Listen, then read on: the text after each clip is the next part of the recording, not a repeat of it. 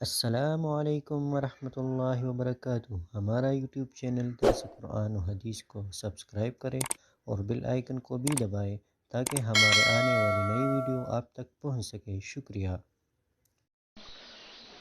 اعوذ باللہ من الشیطان الرجیم، بسم اللہ الرحمن الرحیم۔ وَإِذْ قَتَلْتُمْ نَفْسًا فَادَّارَأْتُمْ فِيهَا وَاللَّهُ مُخْرِجٌ مَا كُنتُمْ تَكْتُمُونَ فَقُلْنَا اضْرِبُوهُ بِبَعْضِهَا كَذَلِكَ يُحْيِي اللَّهُ الْمَوْتَىٰ وَيُرِيكُمْ آيَاتِهِ لَعَلَّكُمْ تَعْقِلُونَ۔ آیت سورۃ البقرہ، آیت نمبر 72 اور 73۔ وَإِذْ قَتَلْتُمْ نَفْسًا فَادَّارَأْتُمْ فِيهَا،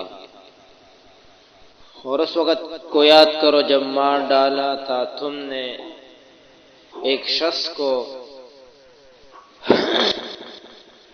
فَادَّارَأْتُمْ فِيهَا، پھر تم جھگڑنے لگے ایک دوسرے کے ساتھ۔ وَاللَّهُ مُخْرِجٌ مَا كُنتُمْ تَكْتُمُونَ، اور اللہ تعالی کو ظاہر کرنا تھا جو تم چھپاتے تھے۔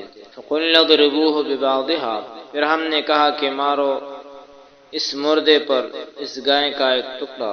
كَذَلِكَ يُحْيِي اللَّهُ الْمَوْتَىٰ، اسی طرح زندہ کرے گا اللہ مردوں کو۔ وَيُرِيكُمْ آيَاتِهِ، اور دکھاتا ہے تم کو اپنی قدرت کے نمونے۔ لَعَلَّكُمْ تَعْقِلُونَ، تاکہ تم غور کرو۔ پشت میں ترجمہ ہے، وَإِذْ قَتَلْتُمْ، او ہا وقت یاد کر چې تاسو ووجلو نفسن یو سړی، فَادَّارَأْتُمْ فِيهَا، تاسو جګړه وکړه، فِيهَا پاغی کی، والله الله مخرج ښکار کوونکی و، ما کنتم تکتمون، کوم چې تاسو پټولو۔ فقلنا، بیا مونږ اویل، اضربوه، اوهی دا مقتول ببعضها، د دې ذبیحې په یوې حصې سره۔ کذالک هم دکرنگی یحیی الله الموتى، ژوندی کوي اللہ تعالی مړي، ویریکم، او خای تاستا آیاته خپلې نښې، لعلکم دې لپاره چې تاسو تعقلون پوه شئ۔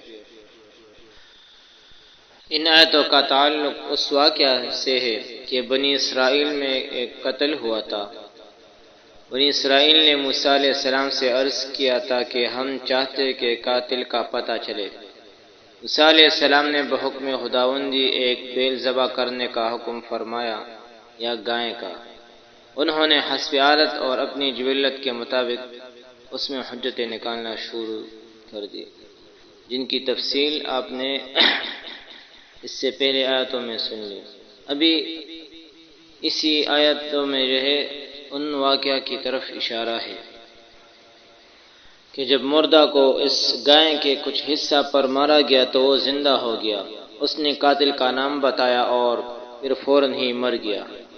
اس جگہ صرف مقتول کا بیان اس لیے کافی سمجھا گیا کہ موسیٰ علیہ السلام کو بذریعہ وحی معلوم ہو گیا تھا کہ یہ مقتول سچ بولے گا، ورنہ صرف مقتول کے بیان سے بغیر شرعی شہادت کے کسی پر قتل کا ثبوت کافی نہیں ہوتا۔ یہاں یہ شبہ کرنا بھی درست نہیں کہ اللہ تعالیٰ کو تو مردہ زندہ کرنے کی ویسی ہی قدرت تھی، یا مقتول کو زندہ کیے بغیر قاتل کا نام بتایا جا سکتا تھا، پھر اس طریقہ کار کی کیا ضرورت تھی؟ تو بات یہ ہے کہ اللہ تعالیٰ کا کوئی بھی کام ضرورت اور مجبوری کی وجہ سے تو ہوتا نہیں، بلکہ مصلحت اور حکمت کے لیے ہوتا ہے، اور ہر واقعہ کی حکمت اللہ تعالیٰ ہی کے احاطہ علمی میں آ سکتی ہے۔